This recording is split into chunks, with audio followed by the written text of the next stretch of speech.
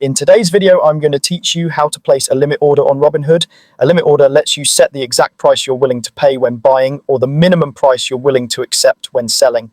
This gives you price control, unlike a market order, which fills immediately at the best available price. Start by opening the Robinhood app and navigating to the stock you want to trade. Make sure you're on the correct symbol by double-checking the company name and ticker, especially if there are similar listings. Take a quick glance at the current bid and ask so you have context for where the market is trading right now.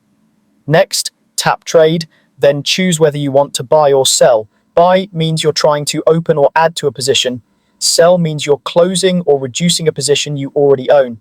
Pick the action that matches your goal. Now, look for the order type drop-down and select Limit Order. Depending on your app layout, this may be under something like Conditional Order or Order Types. Choosing Limit Order tells the app you care about price, not immediate execution. Enter your specific limit price. For a buy, this is the maximum you're willing to pay per share. For example, if the stock is around $50 and you set a buy limit at $49.80, your order won't fill above $49.80. For a sell, this is the minimum you're willing to accept. If the stock is trading near $50 and you set a sell limit at $50.50, it won't execute below $50.50. Remember, the limit price is the worst acceptable price for you, and the actual fill can be better if the market moves favorably.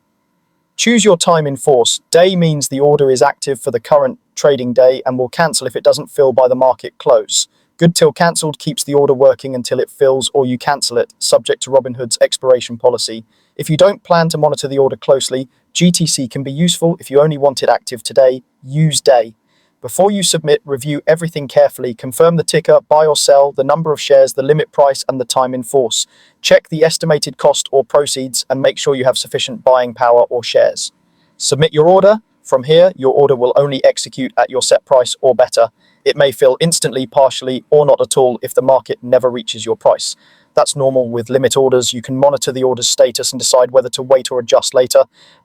This walkthrough is for educational purposes only. Trade carefully, start small if you're new, and use limit orders to keep control over your entry and exit prices.